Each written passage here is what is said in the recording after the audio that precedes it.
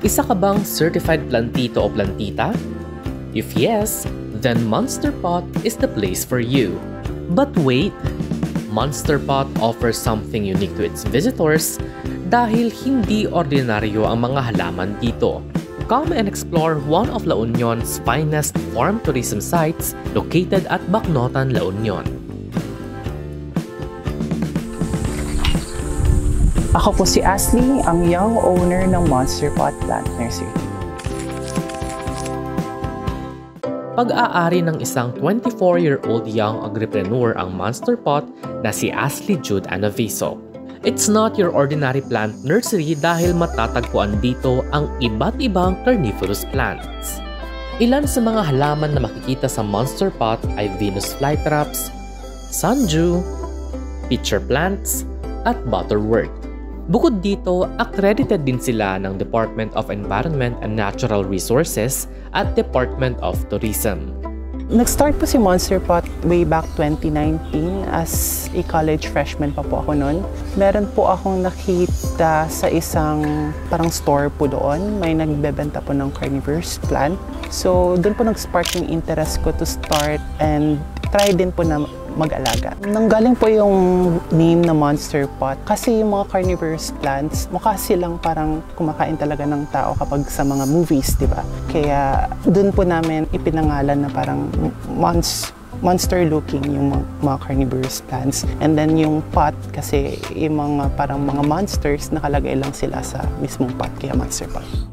Ayon kay Ashley, ang mga carnivorous plants ay mga halaman na nagtatrap ng insekto. Dito nila nakukuha ang mga nutrients na kailangan nila. May dalawang uri ng carnivorous plants sa Monster Pot, ang active at passive.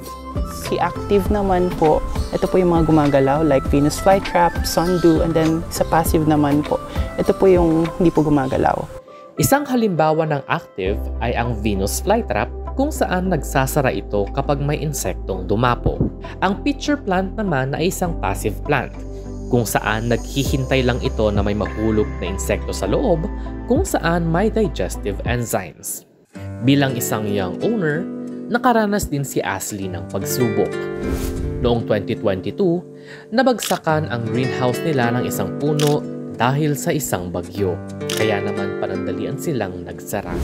Pero nitong 2024 lamang, nakabangon at tuloy na ulit ang operasyon ng Monster Pot.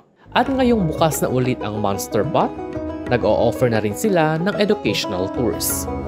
Ginaguide po namin po yung mga visitors namin dito sa greenhouse kung paano po nakaka-catch yung carnivorous plants, kung paano po yung trapping mechanisms po nila. And then, parang ano po yung benefit din ng carnivorous plants sa ecosystem po natin. Monster Pot does not only reveal the other sides of La Union, na meron palang plant nursery dito that propagates carnivorous plants. Pero tumutulong din ito upang mapalago ang agritourism industry ng ating probinsya. Bukod dito, sinabi rin ni Ashley na dapat umano nating alagaan ang ating kalikasan at protektahan ang mga carnivorous plants sa mga illegal poachers upang masiguro na hindi maubos ang mga ito.